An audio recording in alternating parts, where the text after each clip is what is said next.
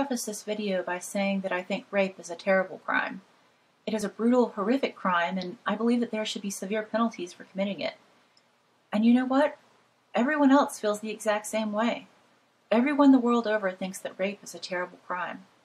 The only rape cultures that exist are in certain African nations, where civilization is completely broken down, and drug-addled child soldiers run around cutting off people's arms with machetes. Quite frankly, in places like that, it's just as bad being a man as it is being a woman, since you're more likely to be killed, and you might just get raped too. And feminists, being killed is worse than being raped. How do I know? Because the great majority of rape victims don't commit suicide. Well, I can't entirely write off the existence of any sort of rape culture in first world countries, but not in the way that feminists think. More on that later. In our modern first world nations, where our culture is largely run by feminists or their ideological supporters, rape is more than just a terrible crime. It's a crime which is elevated to a ridiculous level of importance. Like some religious doctrine, which cannot be examined objectively without fear of committing blasphemy. Once the sacred word of rape is invoked, no thought or discussion is allowed. No reasoning is permitted. You must react in only the ways permitted by the feminist clergy of this strange pseudo-religion. The effects of this dogmatic view of rape are plain to see. To a feminist, and unfortunately the millions who allow themselves to be identified or influenced by them, the act of accusing a person of rape is a likewise sacred act. The crime of rape is so heinous that all due process of law must be put aside, so that the accused has no chance of escaping justice. The accuser must automatically be believed without waiting to collect evidence or weigh the facts. You see, the idea that any rape accusation could be false is blasphemy in this religion. In our modern-day witch trials, the only person who would defend an accused witch must also be a witch. You see this reasoning whenever a feminist throws around accusations of rape supporter, when someone wants to follow due process of law instead of summarily convicting someone with no trial. Another major dogma of this rape religion is the belief that no action on the part of a female rape victim ever leads to rape, increases the chances of her getting raped, or prevents her from being raped. Even acknowledging the fact that a woman could do anything to increase or decrease her chances of being raped is blasphemy. It's blaming the victim. This is strange because we don't seem to apply this to any other crime. When someone leaves their car unlocked and something gets stolen from it, we have no problem with admitting that it was unwise to leave the doors unlocked. But at the same time, no one thinks that leaving your doors unlocked makes you deserving of theft, or that the thief is not still a thief. We should tell anyone, male or female, to be careful going out at night in a bad neighborhood, yet this isn't considered to be victim blaming of people who get mugged. Likewise, it's no crime to say that mountain climbers are more likely to fall to their death. It certainly doesn't imply that we think that mountain climbers deserve to die, so why the big exception with rape? It certainly seems like common sense that women's behavior can put themselves in greater risk of being raped. I mean, going to parties with guys they don't know, getting drunk, being flirtatious, maybe creating the appearance that they might want to have sex when they don't actually intend to. I don't know how much, if at all, any of these factors influence a woman's chances of getting raped. I'll probably never learn what behaviors put someone in increased risk, because any sort of real study to get information like this would be villainized as blaming the victim, even though such information may actually prevent rapes. Also, regarding the idea of blaming the victim or asking for it, I have never heard of any first world person say that a woman deserved to be raped because she was promiscuous. I've never heard any first world person say that a rapist was any less culpable because the victim was scantily clad. Sure, some people might say that a woman foolishly put herself at risk, or put herself in danger by the way she dressed or where she went, but that's a far cry from saying that she deserved it or that the perpetrator, shouldn't be punished.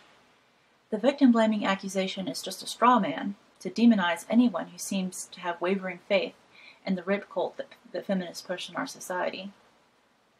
Several years ago, when I was just getting interested in issues relating to feminism, and I was learning about how bad feminism really is, I got into a debate online with a number of feminists. There was a discussion of rape epidemics in certain parts of the world, And I have advocated that women should carry concealed handguns for self-defense. And I was viciously attacked by feminists. They said that I was blaming the victim. They said that to suggest that a woman takes some action to make themselves safer is to suggest that it's a woman's responsibility to prevent rape, and would be therefore blaming unarmed rape victims. Really. Would I also be blaming male victims of crime for suggesting that men use guns for self-defense as well? How can anyone argue with such insanity? Now, I can't say that no one in a first world nation in the modern era has ever said the rape victim deserved it, or that there should be no punishment for raping a promiscuous woman. If there's any ludicrous or offensive idea possible, there is probably at least one person on earth who has advocated it. But if you have evidence for any notable public figure, law enforcement agent, judge, or any noteworthy person expressing such a sentiment, please provide me with evidence if you wish, but no anecdotal accounts. The way I see it, our high priestesses of this religion are the feminists who use their influence to push this religion of theirs into law, entertainment, education, and into the daily lives of everyone. And like some evangelical televangelists who use their religion to get wealthy while having gay lovers on the side, these feminists are total hypocrites, using rape as a tool to further their true agenda, misandry. You see, if the feminists truly saw rape as a terrible crime, and they cared for the victims, they would be the ones to most strongly oppose false accusations of rape. They would also fervently oppose any frivolous use of the word rape to describe other sorts of acts. We see that in reality, feminists are the ones who are pushing to expand the definition of rape to include all sorts of things, most of which would never be considered rape by any reasonable person. This is a bait and switch of sorts. We have a society where rape is obsessed over as the worst imaginable crime, where we have this image in our minds of what a rape is and where a victim is brutally traumatized. Yet feminists want to extend this same reaction to virtually all forms of male sexuality. Feminists say that if a woman consents while intoxicated, that is rape, even if the man is also intoxicated. Feminists say that if a woman regrets having sex with a man, that is rape. Feminists say that if a woman is nagged into sex, she has been raped. Feminists want almost everything to be considered rape, and a few feminists will even be honest enough to say that they consider all men to be rapists, and all heterosexual sex to be rape. What about gay male sex?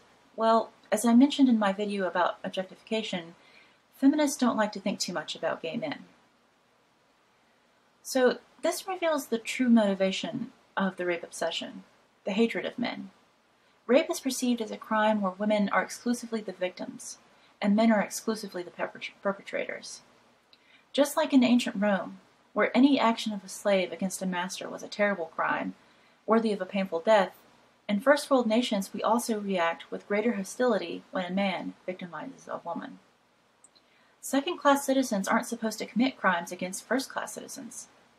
Feminists eventually realized that their demonization of rape was so successful that they could associate it with not only rapists, but with all men, thus striking out at the object of their hatred. Now, the topic of all rapists being men, and all the victims being women, leads me back to something I mentioned at the beginning of the video.